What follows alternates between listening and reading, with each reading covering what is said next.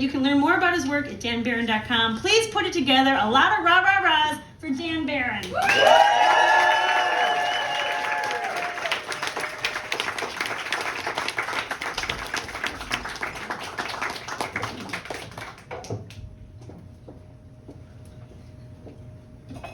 Since it's a sports theme, I want to start with my injuries and get that out of the way. 4 people today have said to me, break a leg. So now I don't have a leg to stand on. I want to thank all of my friends and everyone else who made it here tonight, braving the weather and the traffic. To my friends and family members who couldn't make it, I never want to see you again. Now let's focus on what's important. Are you ready for some football? Yeah! Woo! Okay. Some people say that Sunday is a religious holiday in this country. It's the Superbowl. I really do love football. But first, let's understand that this is a different kind of religion. It's the only religion where 30-second commercials cost $8 million. We are very devoted to Doritos in this country. They help so many people. And there's going to be 6,000 members of the media at the Super Bowl. I've worked in the media. You know what their first question is? Where are the Doritos?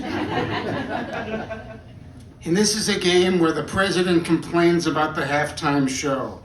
The halftime performer, as you may know, Bad Bunny, and the president is learning that he's not getting as much attention and is not as tough as a guy named Bunny.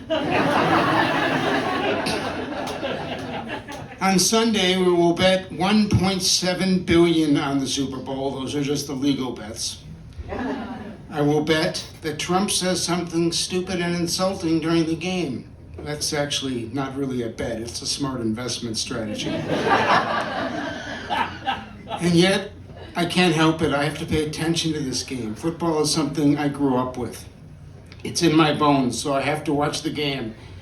We tell kids how the sport builds physical health, teamwork, discipline, and strong American values.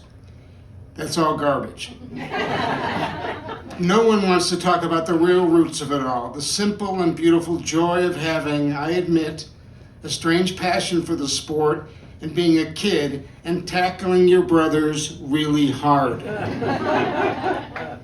My 2 brothers and I played at least 3 types of football while growing up. Side football, when you scored a touchdown as you crashed into a rusty chain-linked fence. Bedroom football, when we divided 2 beds by a couple of feet, and that space was a football field. A field we often covered with our blood. And our favorite, but not our parents' favorite, a game I loved, it was called stair football. We played tackle football on the stairs between the first and second floor of our childhood home. I'm sometimes surprised that our parents didn't leave us in a ditch somewhere or put us in cages. I'm proud to say that both of my brothers and I survived this experience with a lot of scars and are still friends. Growing up, we were animals. It was fun. Football was our love language. 30 years later, I played football with my youngest kid in the living room of our home on Super Bowl Sunday. My kid was about 2.5 years old. Very calm and contained child, also super competitive.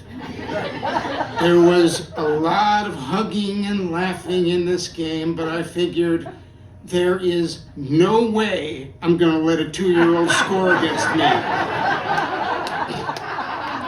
Why, to boost their self-esteem or something? No, I don't like to lose. But my kid must have learned something. They ran towards me and gave me a sweet hug and then took a bite out of my arm. And then hustled to the end zone for a touchdown and danced. I was shocked, but I was so proud. Now it's 20 years later. I have a football dream. I want to know, what are the chances that a 5'5", 150-pound, 64-year-old Jewish guy can play in the Super Bowl?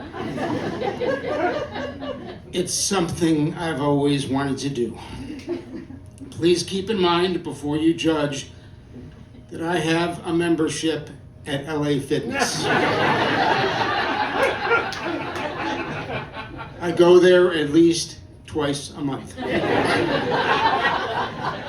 I asked AI, what are the chances that I could play in the Super Bowl? And AI said, so close to zero it needs scientific notation.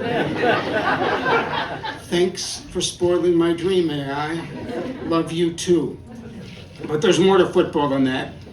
There's the food on Super Bowl Sunday. Not only, not bragging, but not only am I short and old, but I have a pacemaker. So I had to ask AI a question. Do you think it's a good idea for me to eat 54 chicken wings on Super Bowl Sunday? And AI said, 54 chicken wings is a bad idea, especially with a pacemaker. I hate AI.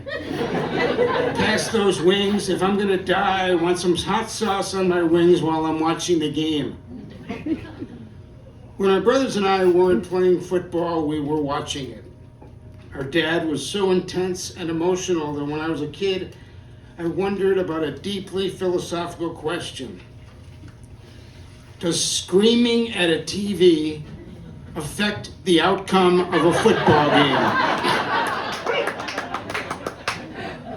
AI's answer, screaming at the TV does not change the game. When we realized that, we screamed louder, usually at a Bears game. My twin brother and I were such obsessed football fans growing up that we could easily repeat the scores of the first 25 Super Bowls. Don't try this at home. You think I'm just saying this? Packers 35, Chiefs 10, Packers 33, Raiders 14, Jets 16, Colts 7, Chiefs 23, Vikings 7, and Colts 16, Cowboys 13. That has never helped me get a date or a job.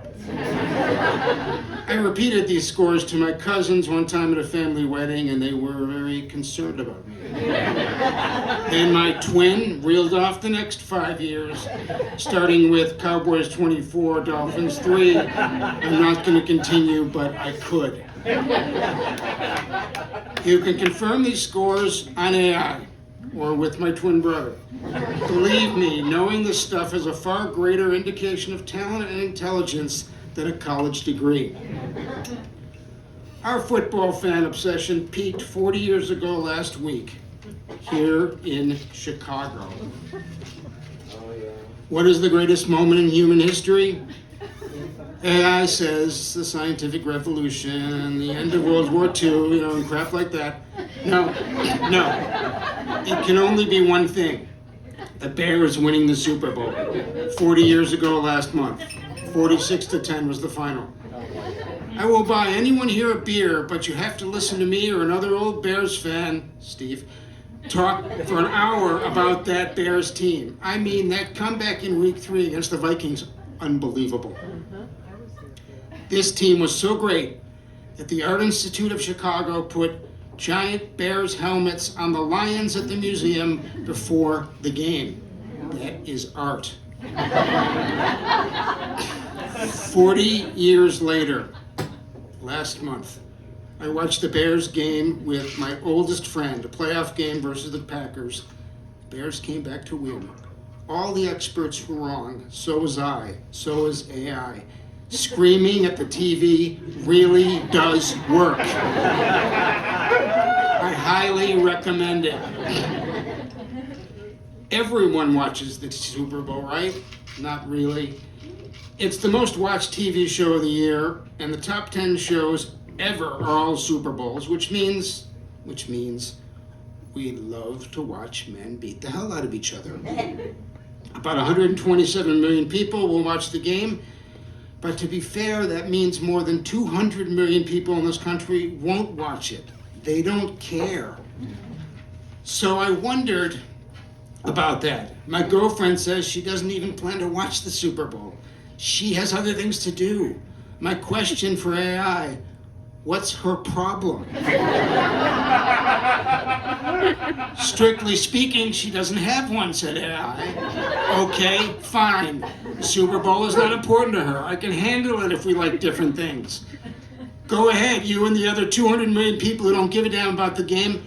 Have fun reading or something.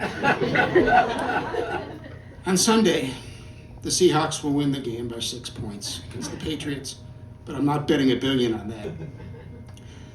325 million gallons of beer will be consumed, 1.47 billion chicken wings. I know that's true because it said so on the internet. Trump will, to hell with him right now. I'll be watching the game with one of my brothers. We'll eat, we'll talk football, we might place a bet or two. We might nap during part of the game or talk about politics. We'll watch the commercials, but won't buy any Doritos. Sports, football is not reasonable. Being a fan is not reasonable. It's about passion and community. And I'll think, my brother and I are both in our 60s. Maybe, and I hope, we can play just one more game of tackle football. It's football. It's the Super Bowl. Thank you.